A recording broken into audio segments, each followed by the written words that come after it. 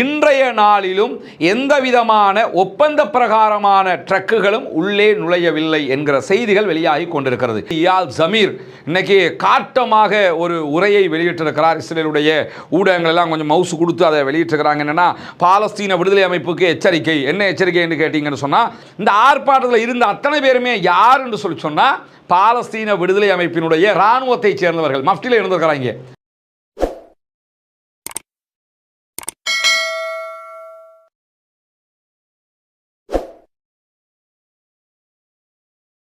அன்பிற்கினிய சகோதர சகோதரிகளே, நம் அனைவர் மீதும் ஏக இறைவனுடைய அமைதியும் கருணையும் உண்டாகட்டுமாக என்கிற பிரார்த்தனைகளோடு பாலஸ்தீனம் மீதான இஸ்ரேலிய ஆக்கிரமிப்பு அரசாங்கத்தினுடைய தாக்குதல்கள், ஒரு பாரிய யுத்தம் நடத்தப்பட்டு இன்றோடு 740வது நாட்களை நாம் அடைகிற இந்த நேரத்தில் யுத்தம் தற்போது சமாதான நிலையை எட்டி 5வது நாளிலே நாம் எல்லாம் நின்று கொண்டிருக்கிறோம். இன்றைக்கும் என்னவெல்லாம் நடக்கிறது காசாவுக்குள், காசாவையொட்டிய பாலஸ்தீன பெருநிலப்பரப்புக்குள்ளும் என்னவெல்லாம் நடக்கிறது என்கிற செய்திகளை தான் நம்ம பார்க்க இருக்கிறோம். குறிப்பாக இன்றைய தினம் யுனிசெஃப் வெளியிட்டிருக்கக்கூடிய ஒரு அறிவிப்பில் காசாவில் இருக்கக்கூடிய இருந்த வீடுகளில் 10ல் 9 வீடுகள் ஒட்டுமொத்தமாக அளிக்கப்பட்டிருக்கின்றன என்கிற செய்திகளை அதிர்ச்சிகரமாக அவர்கள் வெளியிட்டிருப்பதை நம்ம பார்க்க முடியும். காசாவில் இருந்த வீடுகளில் 10 வீடுகள் இருந்தால் அதில் 9 வீடுகள் மொத்தமாக அளிக்கப்பட்டிருக்கிறது. எனவே காசாவினுடைய வாழ்வாதாரம் மிக முக்கியமான ஒரு கேள்வியை தாங்கி நிற்கிறது என்கிற நிலையை நம்ம இந்த சந்தர்ப்பத்தில் பார்க்கிற அதே நேரத்தில் நமக்கெல்லாம் தெரியும், தற்போது சமாதானம் எட்டப்பட்டு கொண்டிருக்கக்கூடிய இந்த தருணத்தில் 5 நாட்கள் ஆகிவிட்டது. 5 நாட்களுக்குள்ளாகவும் ஒப்பந்த பிரகாரம் சரியாக இருந்தால் திங்கள் கிழமை முதலாக ஒரு நாளைக்கு குறைந்தது 600 ட்ரக்குகள் உணவுகளையும் மருந்துகளையும் எடுத்துவிட்டு காசாவுக்குள்ள நுழைந்திருக்க வேண்டியிருக்கிறது. ஆனால் திங்கட்கிழமை 170க்கு உட்பட்ட ட்ரக்குகள் உள்ளே நுழைந்தது. அது UNRWA ட்ரக்குகள் கிடையாது. அந்த ட்ரக்குகள் எல்லாமே அங்கிருக்கக்கூடிய பொதுவான அமைப்புகளுக்குரியது. அதே நேரத்தில் செவ்வாய்க்கிழமை 100க்குட்பட்ட சில ட்ரக்குகள் மாத்திரம் உள்ளே நுழைந்திருந்த நிலையில் இன்றைய நாளிலும் எந்த விதமான ஒப்பந்த பிரகாரமான ட்ரக்குகளும் உள்ளே நுழையவில்லை என்கிற செய்திகள் வெளியாகி கொண்டிருக்கிறது. அதற்கான காரணம் என்னன்னா, இந்த நிமிடம் வரைக்கும் ரஃபா பார்டரை இஸ்ரேலிய ஆக்கிரமிப்பு இராணுவம் திறக்கல. கரேம் அபு ஷலேம் பார்டர் திறக்கப்படாமல் இருக்கிறது.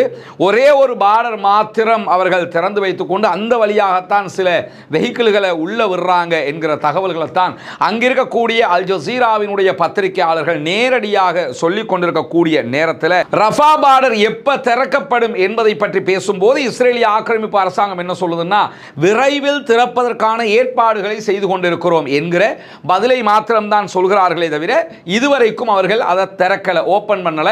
பாலஸ்தீன விடுதலை அமைப்பு மத்தியஸ்தர்களிடம் உடனடியாக சமாதான உடன்படிக்கையை முறையாக பின்பற்றுமாறு இஸ்ரேலுக்கு நீங்கள் அறிவுறுத்த வேண்டும். காசாவினுடைய ரஃபா பார்டர் உள்ளிட்ட எல்லா பார்டர்களும் ஒப்பந்த பிரகாரம் திறக்கப்பட்டு உள்ளே தேவையான பொருட்கள் அனுமதிக்கப்பட வேண்டும் என்கிற கோரிக்கையை விடுத்திருக்கக்கூடிய சூழல்ல இந்த ரஃபா பார்டர் உள்ளிட்ட பார்டர்களை திறக்காம இருக்கிறதுக்கு இஸ்ரேல் சொல்லி வருகிற காரணம் என்னன்னு கேட்டா, செத்துப்போன இஸ்ரேலுடைய பணைய கைதிகளுடைய உடல்களை பாலஸ்தீன விடுதலை அமைப்பு இன்னும் கொடுக்காமல் இருக்கிறது என்பதுதான். அதுக்கு ஏற்கனவே அவங்க பேச்சுவார்த்தையிலே பதில் சொல்லிட்டாங்க. உயிரோடு இருக்கிறவங்க இப்ப இருக்கிறாங்க, உடனே உங்க கையில் தந்துருவோம். ஆனா செத்து போனவங்களை பொறுத்தவரையில் எங்கெங்க புதைச்சிருக்கிறோமோ அங்க இருந்து தான் அவர்களுடைய எச்சங்களை எடுத்து தர முடியும். குறிப்பாக புதைக்கப்பட்டிருக்கக்கூடிய இடங்கள் கூட இந்த யுத்தத்தினால் அழிக்கப்பட்டிருக்கிறது பல இடங்கள். எனவே அதையெல்லாம் தேடி எடுக்கிறதுக்கு காலம் தேவைப்படும் என்கிற நிலையில தான் அதை தேடுவதற்கு ஒரு பணிக்குழு துருக்கி, ஈஜிப்ட், கத்தார் அரசாங்கங்களுடைய துணையோடு அவற்றை தேடுவதற்கான ஏற்பாடுகளும் நடத்தப்படும் என்பது பேச்சுவார்த்தையினுடைய ஒரு அங்கமாக விதியாக இருக்கிற போது 4 உடல்கள் கண்டெடுக்கப்பட்டிருந்தன. அவற்றை நேற்றைய இரவு, அதாவது செவ்வாய்க்கிழமை மிட் நைட் ஆகும்போது பாலஸ்தீன விடுதலை அமைப்பினர் செஞ்சிலுவை சங்கத்திடத்தில் ஒப்படைச்சிட்டாங்க. அவங்களும் கொண்டு போய் இஸ்ரேல் கையில் கொடுத்துட்டாங்க. இதை கொடுத்ததுக்கு அப்புறம் கூட இன்னும் ரஃபா பார்டரை திறக்காம இருக்கிறாங்க. ஆனால் விரைவில் திறப்போம் என்று சொல்லிக் கொண்டிருக்கிறார்கள். பார்த்து கொண்டிருக்கிறது அரபு நாடு முழுவதும். இதே நேரத்தில் மத்தியஸ்தர்களும் உடனடியாக இதை திறங்கன்னு சொல்கிறாங்களே தவிர அதற்கான வேறு விதமான எந்த முனைப்புகள் காட்டுகிறார்கள் என்பது கேள்விக்குறியாக இருக்கக்கூடிய சந்தர்ப்பத்தில் இஸ்ரேல் கையில் கொடுக்கப்பட்ட 4 பணைய கைதிகளுடைய உடல்கள் பாடிகளில் 3 இஸ்ரேலுடைய பணைய கைதிகள் தான் என்று முடிவெடுத்து விட்டதாகவும் இஸ்ரேல், அதில் ஒருவர் எங்களுக்கு தொடர்பில்லாதவர், எனவே அது பணைய கைதிகளுடைய உடல் இல்லை என்று சொல்லி இன்றைக்கு இஸ்ரேலிய ஆக்கிரமிப்பு அரசாங்கம் அறிவித்திருந்த நிலையில் பாலஸ்தீன விடுதலை அமைப்பினர் அதற்கு உடனடியாக பதிலளித்திருக்கிறார்கள். மே மாதம் 2024 ஜபாலியாவில் பாலஸ்தீன விடுதலை அமைப்புக்கும் இஸ்ரேலுக்கும் இடையில் நடைபெற்ற சண்டையில் கைது செய்யப்பட்ட இஸ்ரேலுடைய சோல்ஜர் ஒருவனின் உடல் தான் அது, எனவே அது பணைய கைதியின் உடல் தான் என்பதை உறுதிப்படுத்தியிருக்கிறார்கள். இந்த உடலை பொறுத்தவரையில் இது அந்த அக்டோபர் 7 இஸ்ரேலுக்கு உள்ள போய் தூக்கிக்கிட்டு வந்த அந்த பணைய கைதிகளில் செத்து போனவனுடைய உடல் கிடையாது. அதற்கு பிறகு 2024 மே மாதத்தில் வார் நடந்துகிட்டு இருக்கும்போது ஒரு ஃபைட்ல தான் இவனை கைது பண்ணியிருக்கிறாங்க. அந்த கைது பண்ணி வைக்கப்பட்டிருந்தவன் கொல்லப்படுகிறான் இஸ்ரேலுடைய பாம் பிளாஸ்டால. அதற்கு பிறகு அவன் புதைக்கப்பட்டிருந்தான், அவனுடைய உடலை தான் நாங்கள் எடுத்து தந்திருக்கிறோம், எனவே அது உங்களுடைய ஆளுடைய உடல் தான் என்பதை இன்றைக்கு அவர்கள் உறுதிப்படுத்தியிருக்கிற அதே நேரத்தில் இஸ்ரேலிய ஆக்கிரமிப்பு அரசாங்கத்தினுடைய தலைமை தளபதி இயால் ஜமீர் இன்னைக்கு காட்டமாக ஒரு உரையை வெளியிட்டிருக்கிறார். இஸ்ரேலுடைய ஊடகங்கள் எல்லாம் கொஞ்சம் மவுசு கொடுத்து அதை வெளியிட்டிருக்கிறாங்க. என்னன்னா, பாலஸ்தீன விடுதலை அமைப்புக்கு எச்சரிக்கை. என்ன எச்சரிக்கை என்று கேட்டீங்கன்னு சொன்னால், எங்களுடைய கைகள் அப்படி துடிச்சுக்கிட்டு இருக்கிறது, டேங்குகள், எங்களுடைய மெர்காவா டேங்குகளும் அல்லது போர் விமானத்தின் மேலையும் கையை வச்சுக்கிட்டு நாங்கள் சும்மா இருக்க மாட்டோம், எங்கள் கையெல்லாம் அப்படி துடிச்சுக்கிட்டு இருக்குது, எங்களுக்கு அச்சுறுத்த வந்தீங்கன்னு சொல்லிச்சுன்னா அதுக்கு தக்க பதிலடி தருவோம் அப்படின்னு சொல்லி அவர் பேசியிருக்கிறாரு. இது எப்படி இருக்குதுன்னு கேட்டால், இந்த யுத்தம் நடக்கும்போது எப்படியாவது யுத்தத்தை நிறுத்துன்னு போய் நெத்தன்யாஹுட்ட கெஞ்ச வேண்டியது. யுத்தம் நின்றதுக்கு பிறகு நாங்களாம் யார் தெரியுமா, அப்படி விட்டுற மாட்டோம் தெரியுமா அப்படின்னு சொல்லி வீம்பாக ஒன்றுக்கு உதவாத வீராப்பு பேச வேண்டியது. இவருடைய பேச்சு யுத்தம் செய்கிற நேரத்தில் பாலஸ்தீன விடுதலை அமைப்பை எதிர்கொள்ள முடியலை, யுத்தத்தில் ஜெயிக்க முடியலை, திரும்பவும் எங்கள் கைகள் சும்மா இருக்கா தெரியுமா, நாங்கள் வருவோம் தெரியுமான்னு சொல்லி ஒரு பில்டப் பேச்சாக பேசியிருக்கிறாரு. சில நேரங்களில் இந்த இஸ்ரேலில் வர அரசியல்வாதி எல்லாமே இராணுவத்திலிருந்து தான் பெரும்பாலும் வருவாங்க. அப்படி எதுவும் வருகிற ஐடியாவில் சொல்கிறாரோ தெரியலை. அதே நேரத்தில் நெத்தன்யாஹு ட்ரம்பினுடைய இந்த 20 அம்ச சமாதான உடன்படிக்கை தொடர்பாக பேசியிருக்கிறார். இந்த 20 அம்ச திட்டத்தில் நாங்கள் ரொம்ப தெளிவாக இருக்கிறோம், நாங்கள் அதை செயல்படுத்துவதற்கு ஒப்புக்கொண்டு தான் இருக்கிறோம். கைதிகளை திருப்பி அனுப்புறது மட்டும் முக்கியம் இல்லை, பாலஸ்தீன விடுதலை அமைப்பு ஆயுதங்களை கீழே வைக்கணும். ஏன்னா பலஸ்டைன் போர்சஸ் ஆயுதங்களை கீழே வச்சு சரணடையலை என்று சொன்னால் இந்த ஆளுடைய பொலிட்டிக்கல் கேரியரே நாசமாக போயிடும். அதுக்காகத்தான் அந்த ஆள் திரும்ப திரும்ப அதை சொல்லிக்கிட்டு இருக்கிறாரு. 2ஆம் பகுதி அமைதியான முறையில் செயல்படுத்தப்படாவிட்டால் நரகத்தினுடைய வாயில்கள் திறக்கப்படும் என்று ட்ரம்ப் சொல்லிக்கிட்டு இருக்கிறாரு. அதை கவனத்தில் வச்சுக்கிறங்க அப்படிங்கிறாரு. நீங்க முதல் கட்டம் பணைய கைதிகளை விடுதலை பண்ணிட்டீங்க, 2ஆவதாக உடல்களை அங்க இருக்க பாடிகளை தரணும், அதோட சேர்த்து நீங்க ஆயுதங்களை எல்லாம் கீழே போட்டணும். அப்படி போடலன்னு சொல்லி சொன்னா ட்ரம்ப் உங்களை சும்மா விட மாட்டாரு, திரும்ப அமெரிக்கா உங்களோட சண்டை போடுங்கிற விதமாக செய்திகளை அவர் சொல்லியிருக்கிறார். அதே நேரம் இன்னைக்கும் தெளிவாக என்ன சொல்றாங்கன்னு கேட்டா, பாலஸ்தீனத்தை ஆள வேண்டியது பாலஸ்தீன மக்களுடைய பொறுப்பு, பாலஸ்தீனத்தை பாலஸ்தீனர்களை ஆளுகிற ஒரு அரசாங்கம் அமைக்கப்பட்டால் அந்த அரசாங்கத்தினுடைய இராணுவ பிரிவுக்கு எங்களுடைய ஆயுதங்களை கொடுத்து விட்டு நாங்கள் ஓரமான பார்த்துக்கிட்டு இருப்போமே தவிர நாங்கள் இப்பொழுது ஆயுதங்களை கீழே வைக்கவே மாட்டோம் என்று தெளிவாக பாலஸ்தீன விடுதலை அமைப்பினர் சொல்லியிருக்கிறார். அதே நேரம் இந்த பணைய கைதிகள் விடுதலையின் போது கிட்டத்தட்ட 2000 பாலஸ்தீனர்கள் விடுவிக்கப்பட்டார்கள். மொத்தமாக இந்த 2 ஆண்டுகள் யுத்த நேரத்தில் சமாதான நடவடிக்கைகள் மூலமாக 4000 பாலஸ்தீன அப்பாவிகளை இஸ்ரேலிடம் இருந்து பாலஸ்தீன விடுதலை அமைப்பினர் விடுவித்திருக்கிறார்கள். அவர்கள் ஜெயிலில் இருந்து விடுதலை பெற்றிருக்கிறார்கள். அல்ஹம்துலில்லாஹ், அல்லாஹ்வினுடைய அருள், பாலஸ்தீன விடுதலை அமைப்பினுடைய போராட்டத்தினுடைய ஒரு வெற்றியும் கூட என்று அதை நாம் பார்க்க முடிகிற அதே நேரத்தில் கான் யூனிஸுக்கு கிழக்கு பகுதிகளில் பாலஸ்தீன அப்பாவிகள் மீது இன்றைக்கு இஸ்ரேலிய ஆக்கிரமிப்பு இராணுவத்தினுடைய டேங்குகள் துப்பாக்கிச் சூடு நடத்தி இருக்கின்றன என்கிற செய்திகள் வெளியாகி இருக்கிறது. இன்றைக்கும் அவர்கள் அப்பாவி பாலஸ்தீன மக்கள் மீது தாக்குதல்களை நடத்தி இருக்கிறார்கள். பானி சுலைஹா, அதே போன்று ஷேக் நாசர் ஆகிய நகரங்கள் மீது தான் இந்த தாக்குதல் நடத்தப்படும். ஏன்னா கான் யூனிஸினுடைய பாதி பலஸ்டைன் ஃபோர்ஸஸுடைய கண்ட்ரோலில் இருக்கிறது, பாதி இஸ்ரேலிய ஃபோர்ஸஸுடைய கண்ட்ரோலில் இருக்க அந்த எல்லோ பார்டர் அதுக்குள்ளே தான் வரும். அப்படி இருக்கிற காரணத்தினால அங்கே நின்றுக்கிட்டு என்ன பண்ணுறாங்கன்னு கேட்டால் பாலஸ்தீன அப்பாவிகள் மேலே துப்பாக்கி சூடுகளை நடத்துகிறார்கள் என்று இன்றைக்கு அல் ஜசீராவினுடைய பத்திரிகையாளர்கள் நேரடியாகவே இதை ஒளிபரப்பு செய்திருக்கக்கூடிய காட்சிகளும் பதிவாகி இருக்கிற அதே நேரத்தில் ரஃபாவினுடைய வடகிழக்கு பகுதிகளில் 15 பாலஸ்தீன அப்பாவிகளை இஸ்ரேலிய ஆக்கிரமிப்பு இராணுவம் இன்றைக்கு இன்றைக்கு புதிதாக கைது செய்திருக்கிறது என்கிற செய்திகளும் வெளியாகி இருக்கிறது. ஒருபுறம் விடுதலையை பெற்றுக்கிட்டு வர்றாங்க, மறுபுறம் ரஃபாவுக்குள்ள இன்னைக்கு அவங்களுடைய கண்ட்ரோலில் இருக்கக்கூடிய பகுதிகளில் 15 அப்பாவிகளை கைது செய்திருக்கிறது இஸ்ரேலிய ஆக்கிரமிப்பு அரசாங்கம். அது மட்டுமல்லாமல் வெஸ்ட் பேங்க் பகுதிகளிலையும் 13 அப்பாவிகள் இன்றைக்கு கைது செய்யப்பட்டிருக்கிறார்கள் என்கிற செய்திகள் வெளியாகி இருக்கக்கூடிய சூழல்ல இன்றைக்கு ஒரு முக்கியமான சம்பவம் பற்றிய தெளிவுகளும் கிடைத்திருக்கிறது. ஏற்கனவே நேற்றைய வீடியோவில் நம்ம ஒரு துணுக்கு செய்தியாக சொல்லிக்கிட்டு போன செய்தி என்னன்னா, பாலஸ்தீன விடுதலை அமைப்பினர் இந்த பணைய கைதிகளை எப்படி பாதுகாத்தாங்கன்னு போது, பணைய கைதிகளை பாதுகாப்பதற்கான ஒரு ஸ்பெஷல் டாஸ்க் ஃபோர்ஸ் 2000ஆம் ஆண்டே பாலஸ்தீன விடுதலை இராணுவத்தில் உருவாக்கப்பட்டிருக்கிறது. பாலஸ்தீன விடுதலை இராணுவத்தினுடைய தளபதிகளில் முக்கியமானவராக திகழ்ந்த முகமது லைஃப் அவர்கள்தான் இந்த படைப்பிரிவை உருவாக்கி இருக்கிறார். அதாவது யாரையாவது பணைய கைதியாக பிடிச்சுக்கிட்டு வந்தா அந்த பணைய கைதிகளை பாதுகாப்பதற்கென்றே ஒரு படைப்பிரிவு நிறுவப்பட்டிருக்கிறது. அந்த படைப்பிரிவு முதல் தடவையாக 2006ஆம் ஆண்டு இஸ்ரேலுடைய ஒரு பணைய கைதி பிடிக்கப்பட்டு வந்த நேரத்தில் தான் இப்படி ஒரு படைப்பிரிவு இருக்கிறது என்பதை பாலஸ்தீன விடுதலை அமைப்பு உலகத்திற்கு சொல்லி இருந்தது. அதற்கு பிறகு இவர்களை பற்றி எந்த செய்திகளுமே வராமல் இருந்த நிலையில் தற்போது இந்த பணைய கைதிகள் விடுதலையின் போது அவர்கள் வெளியே வந்திருக்கிறார்கள். நீங்கள் இந்த புகைப்படங்களில் பார்த்துருக்கலாம், தலையில் ஒரு ரவுண்டாக தொப்பி போட்டிருப்பாங்க, ஒரு கேப் ஒன்று போட்டிருப்பாங்க, முகம் மறைக்கப்பட்டிருக்கும், கையில் வெப்பனோடு இருப்பாங்க. இந்த இடத்துலையும் இந்த இடத்துலையும் பேட்ச் இருக்கும். இந்த 2 இடத்துலையும் பொதுவாக இந்த இடத்துல மட்டும்தான் பாலஸ்தீன விடுதலை அமைப்பினுடைய பேட்ச் இருக்கும், இதில் இங்கேயும் பேட்ச் இருக்கும். அப்படி மொத்தமாக கவர் பண்ணப்பட்ட ஒரு ஃபோர்ஸஸ் அவங்க.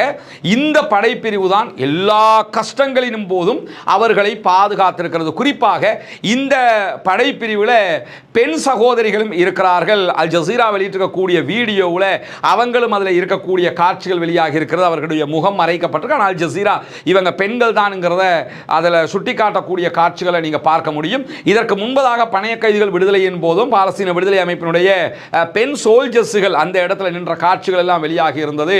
பாலஸ்தீனத்தினுடைய சகோதரிகள் இராணுவ வீராங்கனைகளாக செயல்பட்டு பாலஸ்தீன மண்ணுக்காக உழைத்துக் கொண்டிருக்கக்கூடிய நேரத்தில் மார்ச் மாதம் 25ஆம் தேதி 2025 காசாவில் ஒரு ஆர்ப்பாட்டம் நடைபெற்ற செய்திகளை பிபிசி உள்ளிட்ட சில ஊடகங்கள் எடுத்து காட்டிக்கிட்டு இருந்தாங்க. பாலஸ்தீன விடுதலை அமைப்புக்கு எதிரான ஆர்ப்பாட்டம் அப்படின்னு சொல்லி அப்ப நிறைய சகோதரர்கள் கேட்ட இடத்துல நம்ம பதில் வீடியோவும் பேசியிருந்தோம். பாலஸ்தீன விடுதலை அமைப்பை எதிர்ப்பதற்கு அங்கு யாரும் இல்லை, இது ஒரு சில பேர் அந்த இடத்துல இஸ்ரேலால் தூண்டப்பட்டு செய்யக்கூடிய காரியமாகத்தான் அங்கிருக்கக்கூடிய தகவல்கள் சொல்கிறது. குறிப்பாக அல் ஜசீரா அதைத்தான் சொல்லுகிறது என்கிற செய்திகளை அப்ப நம்ம அல் ஜசீராவை மேற்கோள் காட்டி சொல்லி இருந்தோம். ஆனா உண்மையிலேயே அங்கு நடைபெற்ற ஆர்ப்பாட்டம் பற்றிய நிஜமான செய்திகளை தற்போது அல் ஜசீரா போட்டு உடைத்திருக்கிறது. அப்ப அல் ஜசீரா கூட அதை வேறு விதமாகத்தான் சொன்னாங்க. இப்பதான் நிஜமான யுத்தம் நடந்துகிட்டு இருக்குது, பாலஸ்தீன மக்களுக்கான வெற்றியை நோக்கிய பயணத்தில் தடைக்கல்லாக அமைந்துவிடக் கூடாது என்பதற்காக அதை கூட அவர்கள் சொல்லாமல் விட்டிருக்கலாம். இப்ப அவங்க சொல்லக்கூடிய தகவல் என்னன்னு கேட்டா, அழகான ஒரு வீடியோ பதிவாகவே அதை வெளியிட்டிருக்கிறாங்க. பாலஸ்தீன விடுதலை அமைப்பில் பணைய கைதிகளை பாதுகாப்பதற்கென்று ஒரு படைப்பிரிவு இருக்கிறது. இந்த தாக்குதல்கள் நடைபெற்று உச்சமாக நார்த் காசா பகுதிகளில் தாக்குதல்கள் நடைபெறும் போது நார்த் காசாவில் இருந்து சவுத் காசாவுக்கு அத்தனை பேரும் வெளியேறுங்கள் என்று சொல்லி இஸ்ரேலிய ஆக்கிரமிப்பு அரசாங்கம் துண்டுகளை போட்டுக் கொண்டிருக்கிறார்கள். தாக்குதல்களை நடத்தி கொண்டிருக்கும் போது இஸ்ரேலில் இருந்து பணைய கைதிகளாக பிடிக்கப்பட்டு வந்தவர்கள் நார்த் காசா வடக்கு காசா பகுதிகளில் இருந்தாங்க. பைத்லாகியா, பைத் ஹனூன் இந்த மாதிரி பகுதிகளில் எல்லாம் இருந்தவங்களை வடக்கு காசாவிலிருந்து தெற்கு காசாவுக்கு சவுத் காசாவுக்கு அழைத்து வர வேண்டி இருந்தது. அப்ப அவங்க மக்களோட மக்களாக வைக்கப்பட்டிருக்கிறாங்க. அவங்களை எப்படி கூட்டிக்கிட்டு வர்றது? அங்கிருந்து பங்கர் வழியாக மொத்தமாக கொண்டு வராம மக்களோட மக்களாக கொண்டு வரணுங்கிறதுக்காக பாலஸ்தீன விடுதலை அமைப்பினர் ஒரு திட்டம் தீட்டுகிறார்கள். அதாவது யுத்த தந்திரமாக இஸ்ரேலை ஏமாற்றுகிற ஒரு வேலையை செய்கிறார்கள். என்னன்னா, பாலஸ்டைன் போர்சஸுக்கு எதிராகவே பாலஸ்தீன விடுதலை அமைப்புக்கு எதிராகவே காசாவில் ஒரு சில பேர் ஆர்ப்பாட்டம் நடத்துறாங்க, இந்த மாதிரி கிரியேட் பண்ணி விடுங்க. இந்த ஆர்ப்பாட்டத்தில் இருந்த அத்தனை பேருமே யார் என்று சொல்லி சொன்னா பாலஸ்தீன விடுதலை அமைப்பினுடைய இராணுவத்தை சேர்ந்தவர்கள், மஃப்டியில் இருந்திருக்கிறாங்க. அவங்க சாதாரணமான சிவில் ட்ரெஸ்ஸில் இருந்திருக்கிறாங்க. தேவையானவர்கள் ஆயுதங்களை அவ்வப்போது வைத்துக் கொண்டிருந்த தகவல்களும் வந்திருக்கிறது. இவங்க எல்லாரும் என்ன செய்யறாங்கன்னு கேட்டா, ஒரு ஆர்ப்பாட்டம், பாலஸ்தீன விடுதலை அமைப்புக்கு எதிரான ஆர்ப்பாட்டம், யுத்தத்தை நிறுத்துங்க, சண்டை எடுத்துங்கிற மாதிரி ஒரு கிரியேட் பண்ணி அந்த ஆர்ப்பாட்டத்துக்கு உள்ளே என்ன பண்றாங்கன்னா, மக்களோடு மக்களாக இந்த பணைய கைதிகளை உள்ளே கொண்டு வருகிறார்கள். கொண்டு வந்து அவங்களை நடக்க வச்சுக்கிட்டு அவங்களையும் தூக்கிக்கிட்டு இந்த மாதிரி என்ன பண்றாங்கன்னு கேட்டால், நார்த்து காசாவிலிருந்து சவுத்து காசாவுக்கு வராங்க. இந்த பணைய கைதிகளை சுற்றி இருந்த அத்தனை பேருமே பாலஸ்தீன விடுதலை அமைப்பினுடைய இராணுவத்தை சேர்ந்தவர்கள். ஆனால் பார்க்கறதுக்கு பொதுமக்கள் மாதிரியே இருக்கிறாங்க. இதில் பியூட்டி என்னன்னு கேட்டால், அவங்க நடந்து வரும்போது அவங்களுக்கு மேலே இஸ்ரேலிய ஆக்கிரமிப்பு இராணுவத்தினுடைய ட்ரோன் வந்து கண்காணிச்சுக்கிட்டு இருக்குது.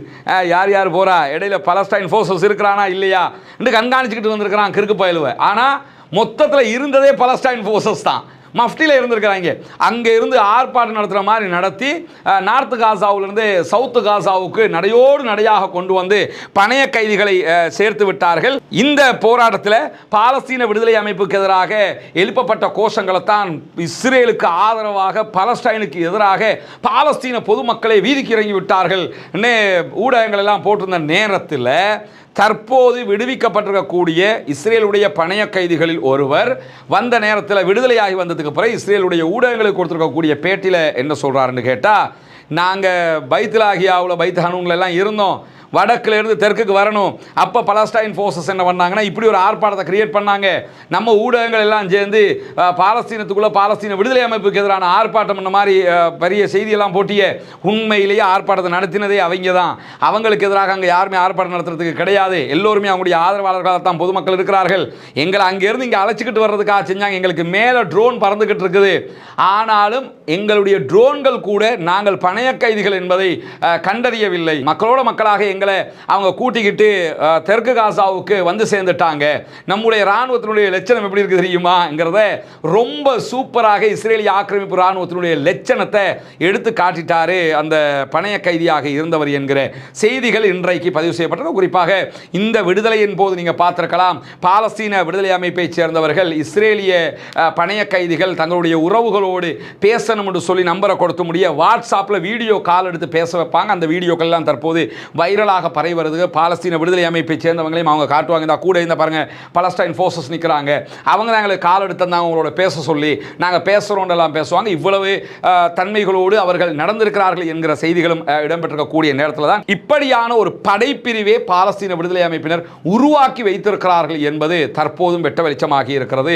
அவருடைய படைப்பிரிவின் பலம் எப்படிப்பட்டது என்பதை இதில் இருந்து உலகத்திற்கு அவர்கள் காட்டியிருக்கிற அதே நேரத்தில் இன்றைக்கு அமெரிக்க அதிபர் டொனால்ட் ட்ரம்ப் இடத்துல ஒரு முக்கியமான கேள்வி முன்வைக்கப்பட்டிருந்த நேரத்தில், அதாவது பாலஸ்தீனத்துக்குள்ள சில குழுக்கள் தாக்குதல்கள் நடத்துவதாக, அதற்கு எதிராக பலஸ்டைன் ஃபோர்ஸஸ் அவங்கள தாக்குறாங்க, அவங்கள கொல்றாங்களே, இதெல்லாம் சரிப்பட்டு வருமா, இதெல்லாம் நல்லதா என்று சொல்லி கேட்கப்பட்ட நேரத்தில் அமெரிக்க அதிபர் டொனால்ட் ட்ரம்ப் ரொம்ப தெளிவாக என்ன சொல்லிட்டாருன்னா, பாலஸ்தீன விடுதலை அமைப்பினர் அங்க இருக்கக்கூடிய சில பேருக்கு எதிராக தாக்குதல்கள் நடத்துவதை நானும் அறிந்திருக்கிறேன்.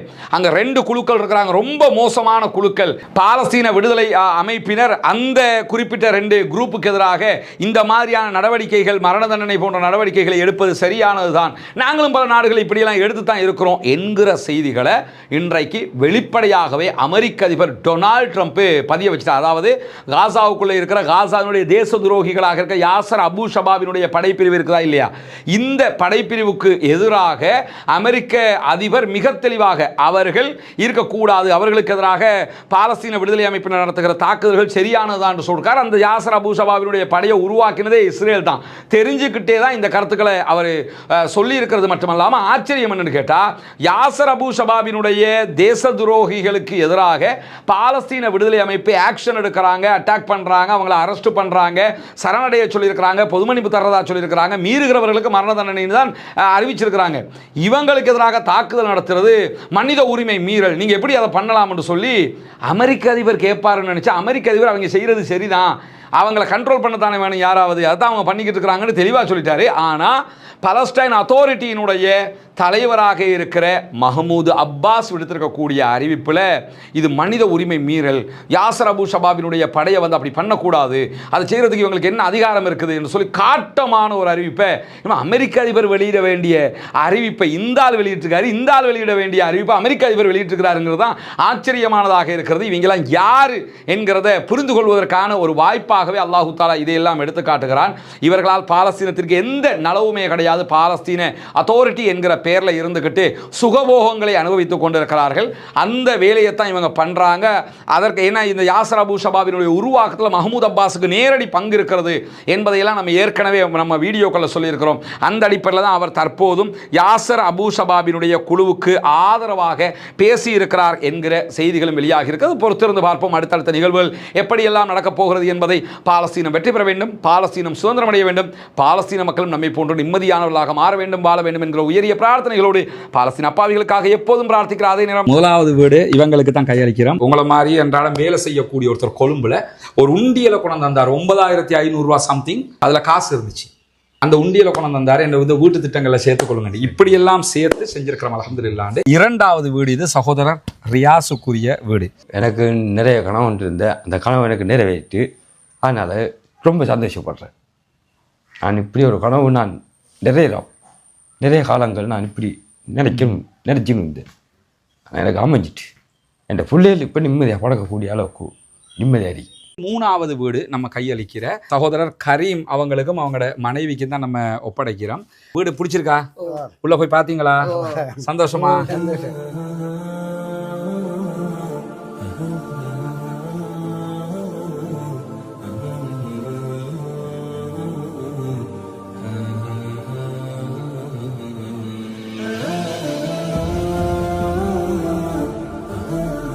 நம்ம ஒப்படைக்கிற நான்காவது வீடு சகோதரி அஸ்மியாவுக்கும் அவங்களோட கணவருக்கும் நம்ம ஒப்படைக்கிறோம். அவங்களோட கணவர் இன்னைக்கு வேலைக்கு போயிருக்கிறாங்க. துவா தான் நீங்க நிறைய செய்யணும், சரியா? அல்லாஹ் அவங்களுக்கு அருள் புரிவான். பார்க்குற மக்கள் நீங்க செஞ்ச உதவியால தான் இவ்வளவு நம்ம பண்ணி இருக்கிறோம். அல்லாஹ் அத்தனை பேருக்கும் அருள் புரிவான். ரொம்ப ஒரு மகிழ்ச்சியான ஒரு தருணமாக இது இருக்குது. எனவே நிறைய அல்லாஹ்விடத்தில் நாங்கள் உங்களுக்காக பிரார்த்தனை பண்ணுறோம். இன்னும் ஒரு 9 வீடு கட்டணும் இன்ஷா அல்லாஹ். அல்லாஹ் அதுக்கும் அருள் புரியணும்னு சொல்லி துவா கேளுங்க. அதே மாதிரி ஒரு உம்மா, ஒரு விதவத்தாய், அவங்க எனக்கு 5000 ரூபா காசு அனுப்பிட்டு என் மொபைலில் இருக்குது. எனக்கு கையால் எழுதி ஃபோட்டோ பிடிச்சி அனுப்பியிருக்கிறாங்க. இந்த காசை மகன் சேர்த்துக்கொள்ளுங்க அப்படின்ட்டு. இப்படி ஒவ்வொரு சின்ன சின்ன அமௌண்ட்டுகளாக தான் சேர்த்துருக்கேன். என்னோட யூடியூப் சேனலில் காசாவில் பலஸ்தீனில் மக்களை கொள்கிறாங்க. அந்த செய்திகளை நம்ம அங்கே என்ன நடக்குதுன்றதை சொல்கிறோம். அதை பார்க்குற மக்கள் தான் அதில் நம்ம சொல்கிற இந்த தகவலையும் சேர்த்து இந்த உதவிகளை செய்கிறாங்க. அந்த அடிப்படையில் தான் இதெல்லாம் நம்ம செஞ்சுருக்கிறோம். அவங்களுக்காகவும் என்ன செய்யுங்கன்னு கேட்டால் நீங்கள் வந்து துவா செய்யுங்க இன்ஷா அல்லாஹ். இதுதான் நம்ம அடுத்து கட்ட இருக்கிற இடம். 4 வீடுகள் கிட்டத்தட்ட இவற்றில் கட்ட முடியும். அதுக்குரிய ஃபவுண்டேஷன் போடுகிற வேலைகளை ஆரம்பிச்சிருக்கோம். இன்றைக்கி தான் அதுக்குரிய வேலைகள், ஃபவுண்டேஷன் போடுகிற வேலைகள் ஆரம்பிக்கப்பட்டது. கற்களை கொண்டாந்து போட்டிருக்கிறாங்க. மேலதிகமாக இன்ஷா அல்லாஹ் அடுத்த வேலைகள் நாளை காலையில் இருந்து தொடரும் இன்ஷா அல்லாஹ் ஆரம்பிக்க இருக்கிறது. எனவே இந்த வேலைகளும் நீங்கள் தருகிற உதவிகளை கொண்டு தான் நம்ம செய்ய இருக்கிறோம்ங்கிறதுனால நீங்கள் தான் இதற்கும் உதவ வேண்டும். அல்லாஹ் உங்களுக்கு அருள் புரிய வேண்டும். உங்கள்கிட்ட தான் நம்ம இதை கேட்க முடியும். காசாவில் நடக்கக்கூடிய அநியாயங்கள் தொடர்பான வீடியோக்களை பார்க்கக்கூடிய சகோதரர்கள் நீங்கள் தான் இதுக்காக அள்ளி தர்றீங்க. சிறு தொகையாக இருந்தாலும் உங்களால் முடிந்ததை நீங்கள் தர வேண்டும் என்று நம்ம கேட்டுக்கிட்டு இருக்கிறோம். சதகத்துல் ஜாரியாவாக ஜகாத்து பணத்தையும், ஜகாத்து பெறக்கூடிய 8 கூட்டத்தாரில் ஒரு கூட்டத்தார் முஅல்லஃபத்துல் குலூப், உள்ளங்கள் ஈர்க்கப்படுகிறவர்கள் என்று அல்லாஹு தாலா சொல்லி காட்டுகிறான். எனவே இந்த இஸ்லாத்தை ஏற்றுக்கொண்ட சகோதரர்களும் அதிலே ஒரு குரூப்பாக இருக்கிறதுனால உங்களுடைய ஜகாத்து நிதிகளையும் நீங்கள் தாராளமாக அதற்காக தர முடியும். இதில் மொத்தம் 4 வீடுகள் இந்த லேண்டுக்குள்ள கட்ட முடியும். இந்த லேண்டும் நம்ம விலை கொடுத்து வாங்கியிருக்கிறோம் அல்ஹம்துலில்லாஹ்னு சொல்லி. ஏற்கனவே கட்டப்பட்ட ஒவ்வொரு வீடுகளும் 25 லட்சங்கள் சுமார் ஒவ்வொரு வீட்டுக்கு நம்ம செலவழிச்சிருக்கிறோம். முழுமையாக கம்ப்ளீட்டடாக ஒவ்வொரு வீட்டையும் நம்ம செஞ்சு கொடுத்துருக்கிறோம். அதே மாதிரி தான் இந்த இடத்துல 4 வீடுகள் கட்ட வேண்டி இருக்கிறது. எனவே இந்த வீட்டுக்கான உதவி ஒத்தாசைகளையும் வாரி வழங்குமாறு அன்பாக கேட்டுக்கொள்கிறோம். உங்களிடத்தில் மட்டும்தான் நாங்கள் கேட்டு வர முடியும். எனவே இந்த வீடியோக்களை பார்க்கிற சகோதரர்கள் இதற்கான உதவிகளை வாரி வழங்குங்கள். முன்னால் தெரிகிற நம்முடைய வங்கி கணக்கிலக்கத்திற்கு நீங்கள் உங்களால் முடிந்த உதவித்தொகைகளை அனுப்பித்தர முடியும். அதே நேரத்தில் வெளிநாடுகளிலிருந்து பணம் அனுப்ப முடியாது இந்த அக்கௌண்ட்டுக்கு என்று சொல்லக்கூடியவங்க முன்னால் தெரிகிற என்னுடைய வாட்ஸ்அப் மற்றும் தொலைபேசி இலக்கத்தை தொடர்பு கொள்ளுங்கள். உங்களுக்கு அதற்குரிய வழிகாட்டுதல்களையும் நம்ம தருவதற்கு தயாராக இருக்கிறோம். வல்ல இறைவன் நம்முடைய அனைத்து பணிகளையும் புரிந்து கொள்ள வேண்டும். அந்த மக்கள் மகிழ்ச்சியாக அதை ஏற்றுக்கொண்ட காட்சிகளை நீங்கள் பார்த்துருப்பீங்க. எனவே தான் இந்த உதவியை நாங்கள் உங்களிடத்தில் கேட்குறோம். இந்த 4 வீடுகள் கட்டிட்டோம்னா மொத்தம் 9 வீடுகள் முடிஞ்சிடும். அதுக்கு பிறகு இன்னொரு 6 வீடு, இப்படி நம்மளால் முடிஞ்ச வரைக்கும் எத்தனை வருஷமானாலும் கட்டி கொடுக்கறது எவ்வளோதாங்கிற அடிப்படையில் தான் இதற்காக ஓடிக்கொண்டிருக்கோம். ஒன்று புரிஞ்சுக்கிறேங்க, நான் இருக்கிறது பொத்துவில்லை இப்போ. ஆனால் நான் உண்மையிலே என்னுடைய வசிப்பிடம் கொழும்பு. இந்த பணிகளை மேற்பார்வையிடுவதற்காக மாதத்தில் குறைஞ்சது 3 தடவையாவது நான் பொத்துவிலுக்கு வந்து போய்கிட்டு இருக்கிறேன். இங்கே சகோதரர் ஃபௌமி பொறுப்பாக இருந்து செஞ்சுக்கிட்டு இருக்கிறாரு. கிட்டத்தட்ட கொழும்புல இருந்து வர்றதுக்கு 7 மணி நேரம் பிடிக்கும், திரும்ப போகிறதுக்கு 7 மணி நேரம் பிடிக்கும். இந்த நேரங்களையும் செலவு செய்து தான் நான் இதுக்காக வர்றேன். ஏன்னா நீங்கள் தருகிற பணம் சரியாக போய் சேரணுங்கிறதுக்காக வல்ல ரஹ்மான் நம்முடைய பணிகளை ஏற்றுக்கொள்வானாக. அல்லாஹ்விடத்தில் நிறைய பிரார்த்தனை செய்யுங்கள், எனக்காகவும் பிரார்த்தனை செய்யுங்கள், பாலஸ்தீனம் வெற்றி பெற வேண்டும் என்றும் பிரார்த்தனை செய்யுங்கள். அஸ்ஸலாமு அலைக்கும் வரஹ்மத்துல்லாஹி வபரகாத்துஹு.